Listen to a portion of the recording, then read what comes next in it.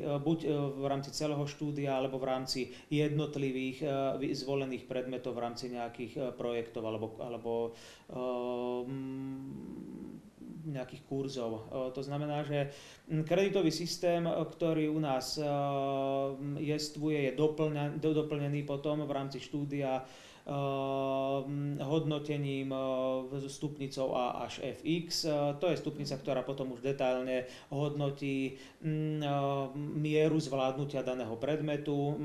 Samozrejme pri úspešnom absolvovaní predmetu je študentovi započítaný daný počet kreditov. Το Πανεπιστήμιο χρησιμοποιεί το Ευρωπαϊκό Σύστημα Μεταφορών, αυτά τα credits, διδακτικές μονάδες. Υπάρχουν μαθήματα υποχρεωτικά, προαιρετικά και μαθήματα επιλογής. Τα παιδιά μαζεύουν τα credits, τις μονάδες, ναι, και είναι σχεδόν το ίδιο. Είναι το ίδιο σε όλη η Ευρωπαϊκή Ένωση. Το πόσα credits πρέπει να έχουν στο bachelor τα 180, σε 3 χρονιές πρέπει να μαζέψουν 180 πόντους, στο master 120 πόντους που είναι 2 χρονιές. Για το πτυχίο δηλαδή. Για το πτυχίο, ακριβώς. Ρώτησε κάτι, εάν επιλέξουν τα μαθήματα του πρώτου έτους και καταφέρουν να φτάσουν στις μονάδες που μπορούν να επιλέξουν στο ίδιο έτος, στο πρώτο έτος, και μαθήματα του δεύτερου έτους, αν κάποιος μαθητής έχει φιλοδοξίες και είναι σοβαρός και έχει... Πιο πολλά μαθήματα να πάρουν στο πρώτο έτος. Ωραία.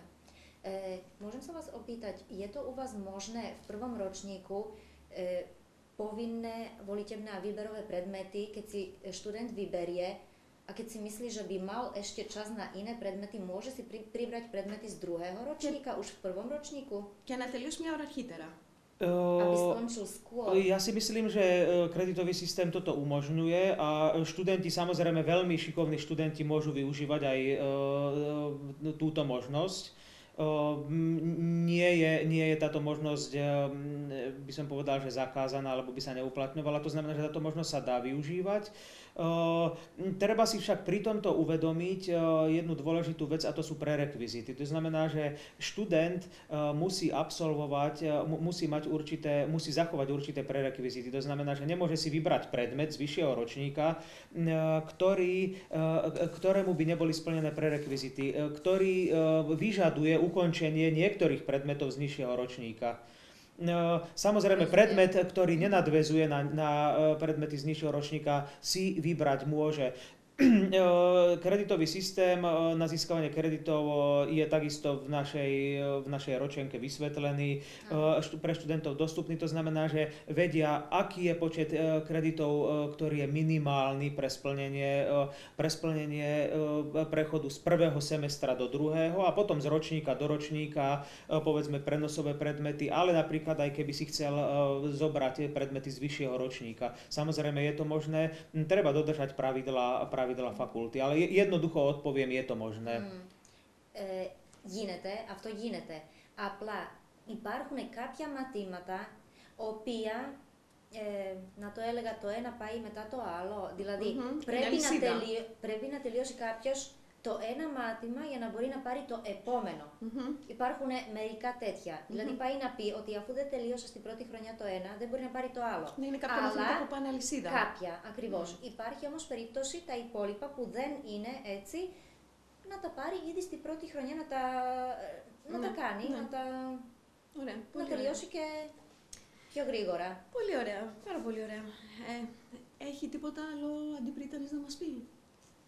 Που θα ήθελε, που δεν έχουμε ρωτήσει. Chceli by ste ešte vy niečo dodať k nášmu rozhovoru, niečo, čo si myslíte, že by zaujímalo študentov?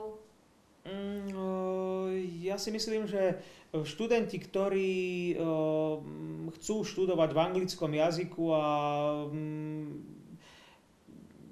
byť v komunite svojich rovesníkov, svojich, ja neviem, priateľov z Grécka, tak vrele by som im odporučil našu fakultu.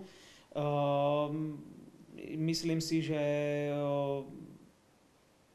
týmto spôsobom získajú nielen poznatky, ktoré sú kompatibilné s európskym systémom, ale sú možno bližšie v tej centrálnej, k tej západnej Európe a aj povedzme ďalšia výmena poznatkov vo vede výskume sú plne pri zdroji informácií. Samozrejme tým nehovorím, že v Grécku takéto možnosti nemajú. Samozrejme majú tie isté možnosti, ale tá výuka v anglickom jazyku im predsa len, by som povedal, pomôže k lepšej mobilite. K lepšej potom mobilite aj smerom k ďalším univerzitám, povedzme v rámci PhD alebo v rámci nejakých atestačných ďalších doškolovacích kurzov. Myslím si tiež, že možnosť študentov robiť rigorózne konania, rigorózne skúšky na našej fakulte je takisto veľmi dobrou motiváciou pre študentov. To znamená, že pokračovať magisterské štúdium do PharmD stupňa môže byť celkom atraktívne a motivujúce pre študentov, takže možno, že táto oblasť ešte nie je až taká využitá gréckymi študentami, ale je to oblasť, ktorá by ich mohla zaujímať. Ale takisto napríklad PhD štúdium. PhD štúdium je takisto otvorené aj pre gréckych študentov a myslím si, že je celkom motivujúce, povedzme aj v súvislosti s vybudovaním excelentných vedeckých centier na našej fakulte v posledných 2-3 rokoch. Takže to je, by som povedal, taká atrakcia, také atraktívne pre tých študentov, čo by ich mohlo možno zaujať aj pri tom výbere fakulty, ak by sa rozhodli pre našu fakultu.